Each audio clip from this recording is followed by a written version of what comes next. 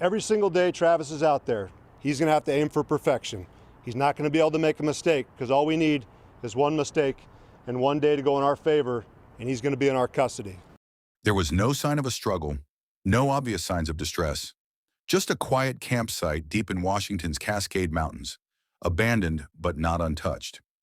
When authorities arrived at Rock Island Campground on June 2nd, 2025, they found a vehicle. It was registered to a 32-year-old man named Travis Decker. Inside the truck, everyday items, blankets, water jugs, a child's car seat. But the children who should have been with him, his 3 young daughters, were nowhere in sight. Nearby, a tent stood zipped shut. A cooler rested outside as if someone had stepped away for just a moment. But the stillness was unsettling. There was no fire pit smoke, no echo of voices, no recent footprints leading away. Just the weight of absence. Decker, a former U.S. Army Ranger with advanced survival training, had taken his daughters, Paityn, Evelyn, and Olivia, for a scheduled visit 4 days earlier. A routine agreement, 3 hours, no overnights.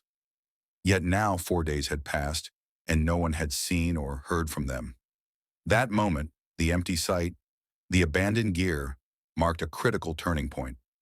What began as a standard custody exchange had quickly unraveled into one of the most intensive manhunts in recent American memory. The search would soon draw in state troopers, federal marshals, and experienced trackers. The community would rally. The headlines would come. But before any of that, there was just a quiet campground and 3 missing children. In the hours that followed, investigators would uncover evidence that suggested far more than a lost hiker or delayed return. And as details surfaced, a chilling truth would begin to take shape, one rooted not in sudden violence, but in premeditated decisions, overlooked warnings, and a profound failure of systems meant to protect. This is the story of the Decker sisters, and it begins at a place that should have been peaceful, yet instead became the center of a national search. What you'll hear today may cause you to rethink everything you believe about safety within families, and it may reveal unexpected links between 2 of the most widely followed cases of missing children in North America. 6-year-old Lilly and 4-year-old Jack Sullivan vanished in Nova Scotia on May 2nd, 2025.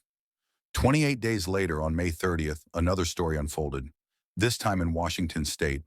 3 sisters, Paityn, Evelyn, and Olivia Decker, disappeared. Though these incidents occurred in different parts of the continent, the parallels are enough to raise serious questions.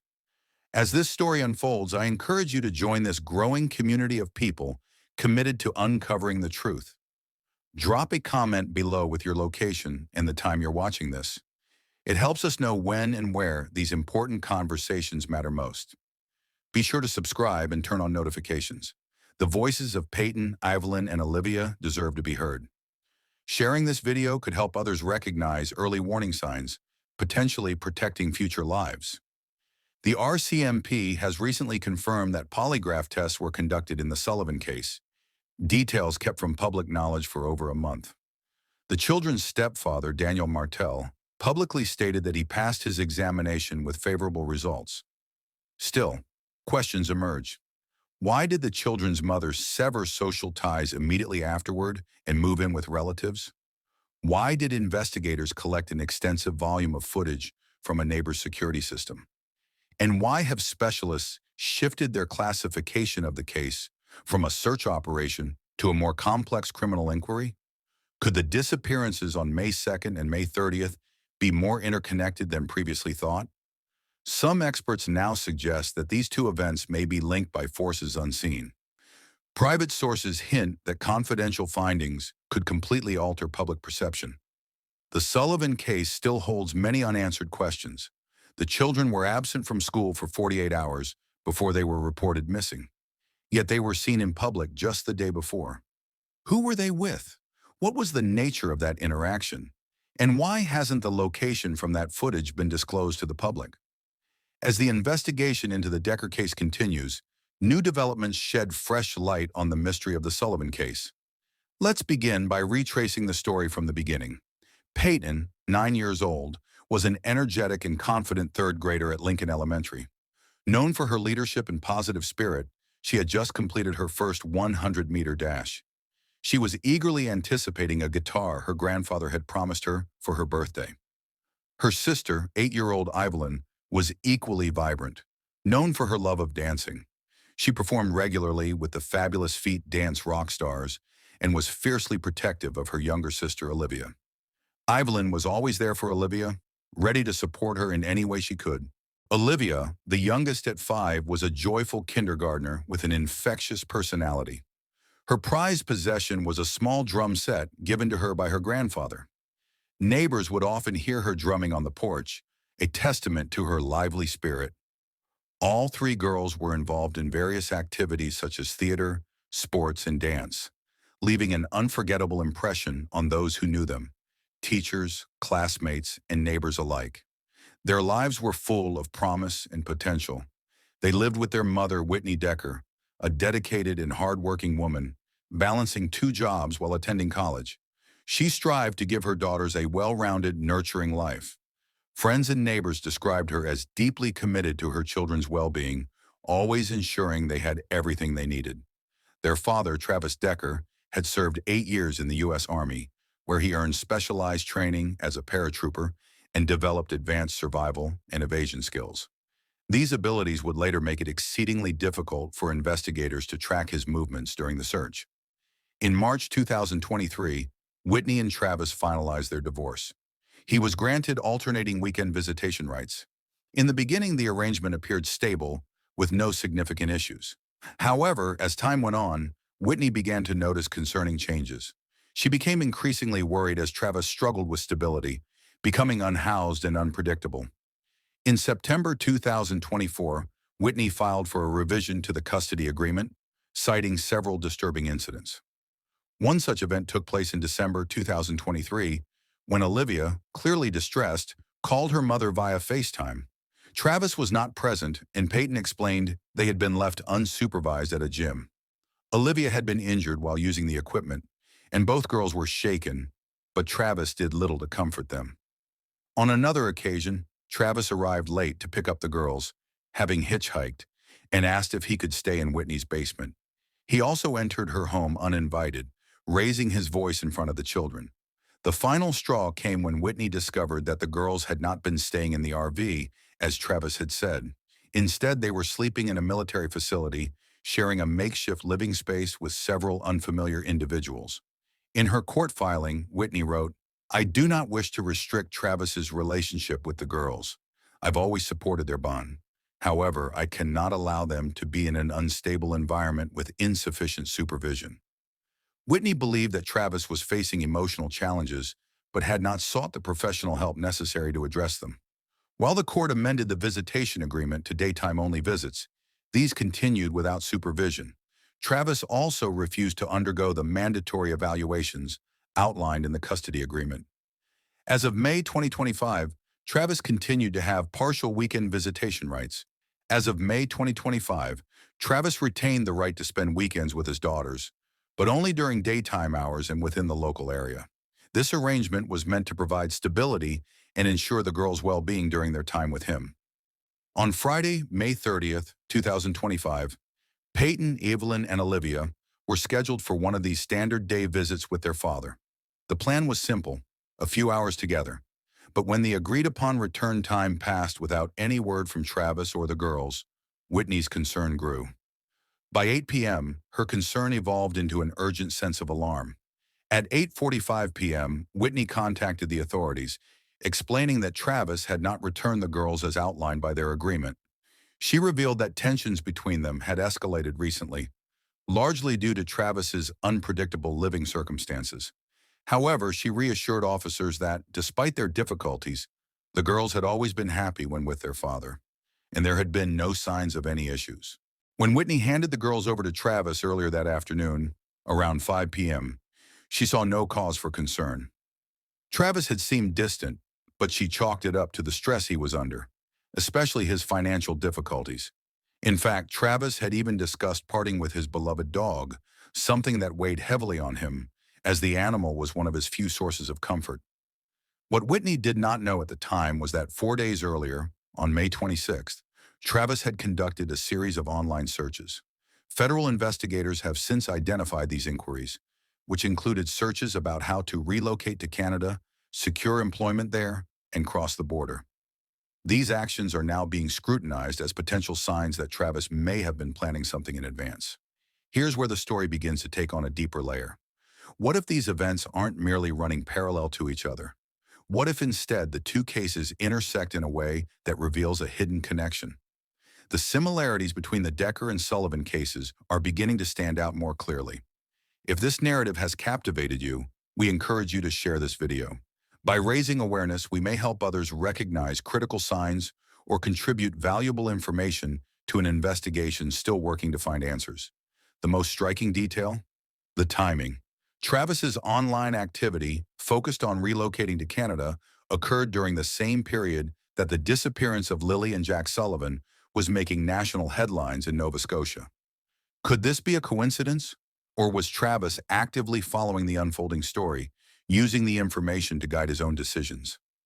As of now, investigators continue to unravel the full story, piecing together the hidden connections that may hold the key to understanding what happened.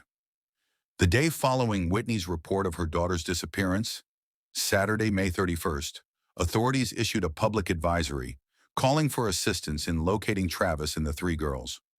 Although the case did not meet the criteria for an Amber Alert, the Washington State Patrol activated an endangered missing persons alert instead. Law enforcement later explained that the decision not to trigger an Amber Alert stemmed from a lack of immediate evidence suggesting that the children were in immediate harm. This conclusion was influenced by Whitney's previous statements, which described Travis as never having acted unpredictably or posed any risk to the children during prior visitations. As the investigation deepened, new information quickly emerged. While Travis's phone remained off, automatic license plate readers tracked his vehicle, a white pickup truck, heading north from Wenatchee at approximately 6 p.m. on Friday, May 30th. Meanwhile, Whitney turned to social media to spread the word. She shared recent images of her daughters and Travis on Facebook, reaching out to local news outlets to issue a heartfelt public plea. "I just want the girls home safe. That's all I'm asking for," she said, her voice shaking with concern. "I'm worried about their safety, and about Travis too. This situation is beyond difficult, and I'm asking everyone to keep an eye out." Whitney emphasized that there had never been any issues during previous exchanges. Travis had always maintained a positive and caring relationship with the girls. She never imagined that his personal challenges might escalate into such a situation. In a heartfelt interview with local media, Whitney shared her thoughts on the complexities surrounding her former partner, Travis. As she spoke, her words reflected both concern and the deep uncertainty she was feeling. "Travis has faced some significant challenges since leaving military service," she explained, her voice steady but tinged with worry. "He's had some personal struggles, and while he can act impulsively at times, I believe he truly cares for his children." Whitney paused for a moment, collecting her thoughts before continuing. "I know him well. He's not someone who would hurt his family, and I don't think he would ever put the girls in harm's way. Told a lot of people to go to the I've always Chihuahua seen him Mountains. as a father It who wasn't is just deeply hikers and protective campers of them." impacted. The icicle She then river. offered a theory, attempting to make sense of the unexpected situation. "It's possible that he took the girls on an unplanned camping trip. I know how much he loves nature, how he often seeks out quiet, remote spots to get away from everything.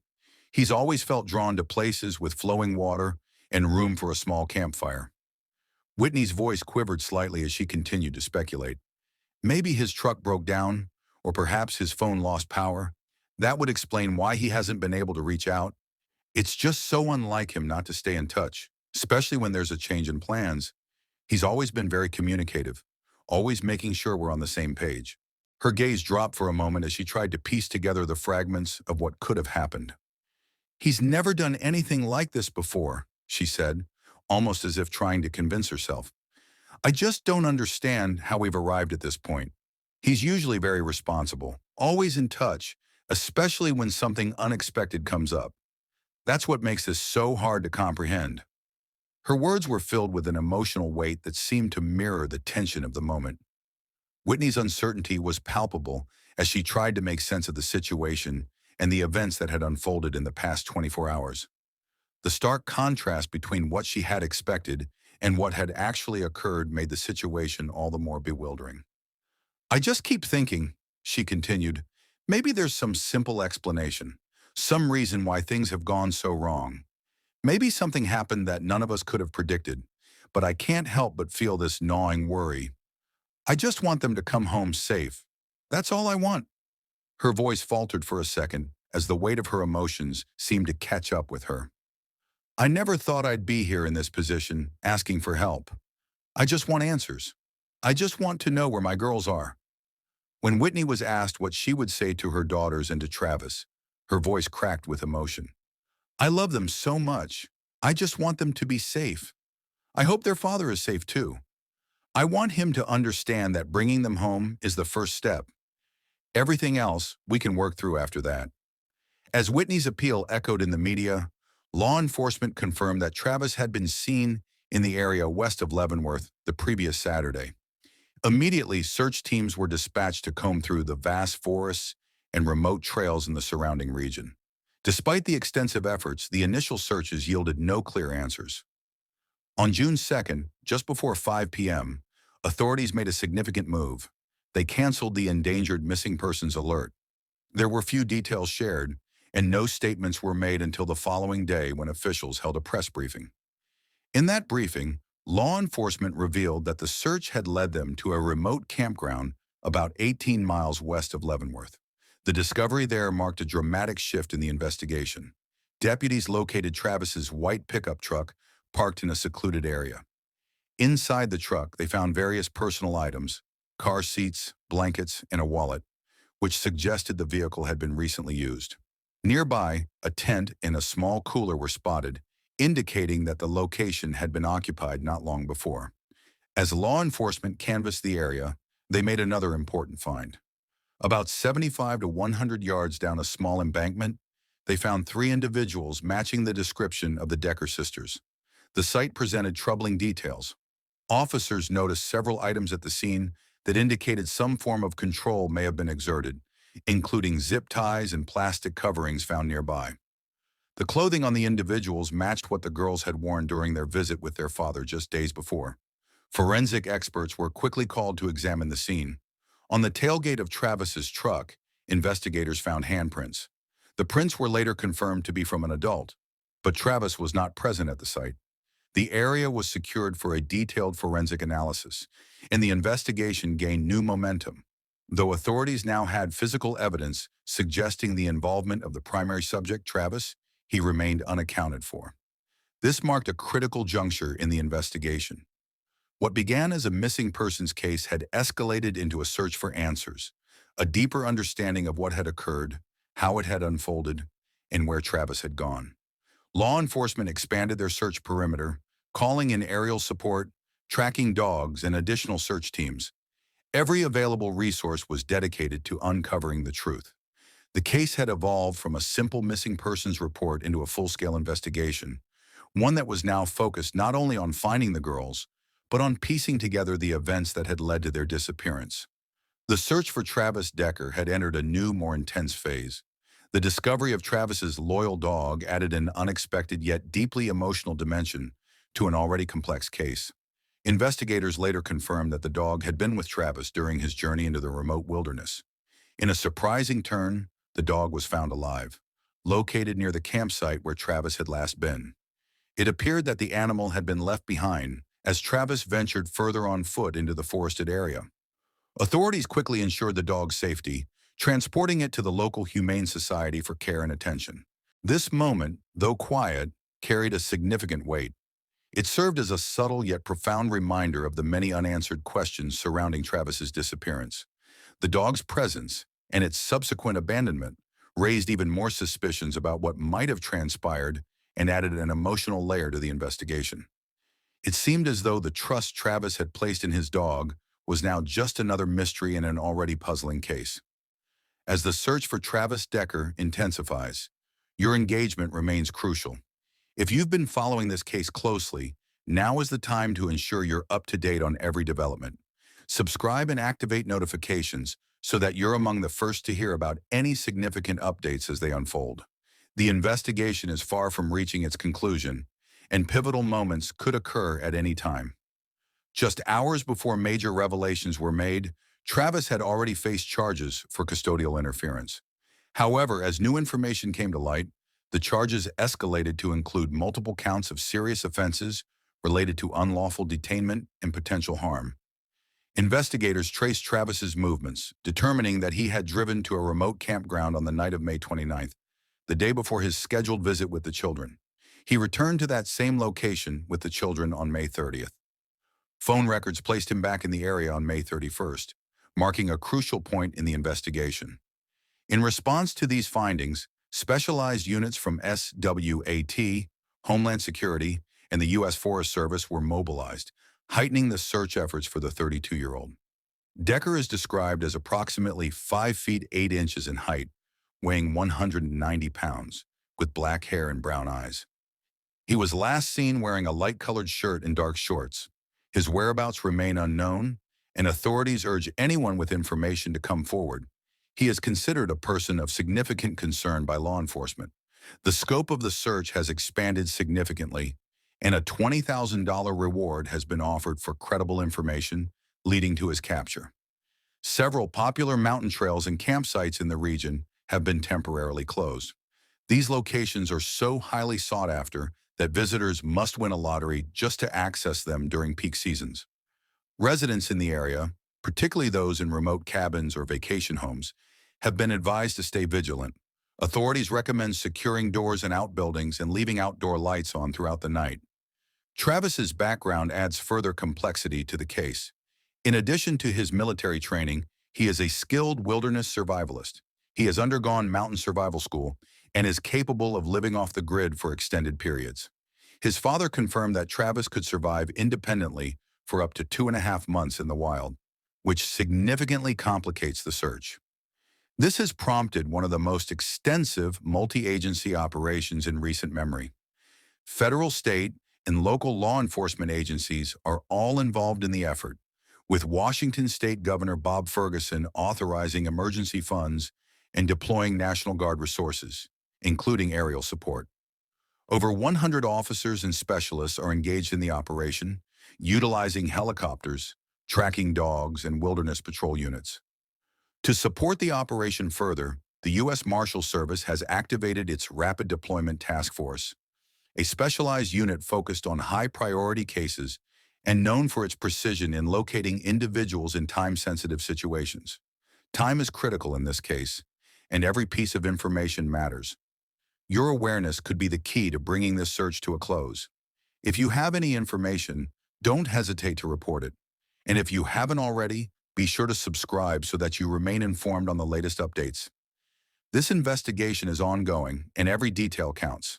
In an effort to enhance the pursuit of high-risk fugitives, the U.S. Marshals Service activated a specialized operation designed to streamline the search process using real-time intelligence and rapid response teams. On June 11, 2025, authorities received a crucial tip from a group of hikers who had encountered a lone individual navigating off-trail in a remote wilderness area. According to the witnesses, the person appeared underprepared for the harsh conditions and made a deliberate effort to avoid interaction with others. In response to this lead, aerial units were quickly deployed, and within a short time, a helicopter crew identified a figure matching the description.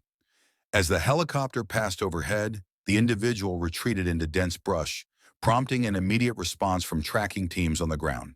Investigators believe the person spotted may have been Travis Decker, who was reportedly seen near a mountain pass. The sighting marked a critical moment in the investigation, and efforts to confirm his presence and track his movements intensified rapidly. In parallel, forensic analysts made significant progress.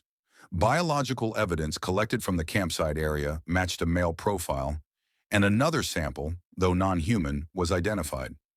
Alongside these findings, additional personal items were recovered, confirmed to belong to Travis Decker, providing further evidence that he had been in the vicinity. At a press conference on June 11th, Sheriff Mike Morrison addressed the media with a key update on the case. He explained that while the physical search efforts by local law enforcement would scale down, the investigative strategy would shift to a more focused and precision-driven approach. "Our investigation has evolved," Morrison remarked. "As the situation progresses, our methods must adapt accordingly. While you won't see the same level of boots on the ground, we're increasing our operational precision and focus. He stressed that the operation remained active, with intelligence gathering and surveillance at the forefront. Every day that Travis remains at large, the pressure mounts on him. He knows he cannot afford any mistakes. But we know that it only takes one opening, one opportunity, and we'll be prepared. Morrison's words were resolute. We are committed to seeing this through. Our dedication to bringing justice remains unwavering for the young lives affected and for the community that continues to follow this case closely. The investigation now moves forward under a multi-agency coordination model powered by targeted surveillance, continued intelligence collection, and community cooperation. The path ahead is one of patience, precision, and determination. What makes this case even more troubling is the unsettling connection between two seemingly unrelated disappearances. While Travis Decker remains on the run in the vast wilderness of the United States, the investigation into the disappearance of Lilly and Jack Sullivan in Canada continues to unfold. And with each passing day, new details emerge that complicate the mystery further. What triggered former Detective Jim Hoskins to assert that the investigation had shifted from a routine search to a formal criminal inquiry remains a critical question, one that investigators have yet to answer. Experts in missing persons cases are beginning to draw eerie parallels between the Sullivan and Decker cases. Both incidents occurred within a month of each other, took place in neighboring countries, and involved families undergoing emotional and legal turbulence. In the Sullivan case, tensions between the children's mother and stepfather escalated after the disappearance, suggesting a deepening rift. Meanwhile, in the Decker case, a military veteran and his ex-spouse were embroiled in contentious custody battles. Could this be mere coincidence? Or are the circumstances surrounding these cases part of a larger, unsettling pattern that law enforcement is just beginning to grasp? Criminologist Michael Arntfield from Western University commented, "When you compare this case to others, the discrepancies stand out.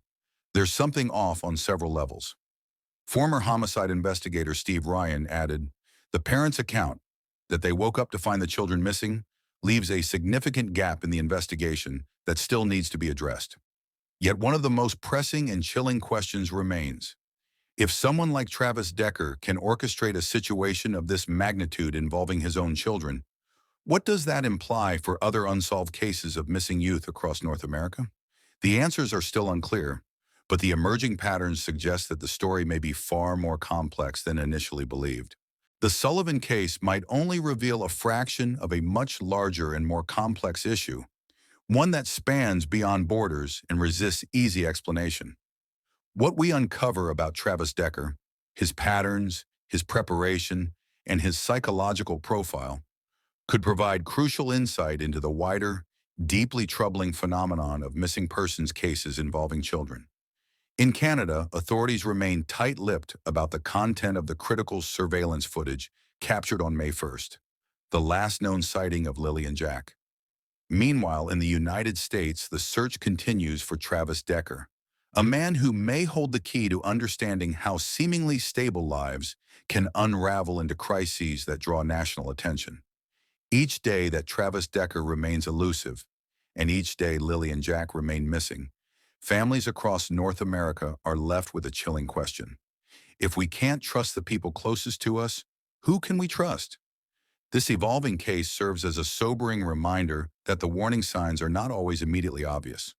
The painful reality is that the systems designed to protect our most vulnerable sometimes fail to act swiftly enough. For the Decker sisters, the consequences were deeply impactful. Their story is not just one of loss, it's a stark call to action. As this investigation progresses, the possible connections between high-profile cases like the Decker and Sullivan families could offer crucial clues in solving other long-standing mysteries. If Travis Decker continues to evade capture, we must ask, what further events will unfold before he is found? How many more families might be affected? The story of Paityn, Evelyn, and Olivia Decker is a powerful legacy, one that will not fade with time. Their voices live on in the hearts of those committed to making a difference. Their story reminds us that silence is not an option when the safety of our loved ones is at stake. As of today, Travis Decker has not been located, and Lilly and Jack Sullivan remain missing. Countless other stories like theirs are still waiting to be told. By subscribing to this channel, sharing this story, and staying vigilant in our own communities, we can all become part of the solution. One moment of awareness, one shared video, one voice determined to stay silent no longer. These are the things that can make all the difference. Let the memory of these sisters inspire us to remember, yes, but also to act. Because somewhere out there, another child may be relying on us to notice, to speak out, and to care.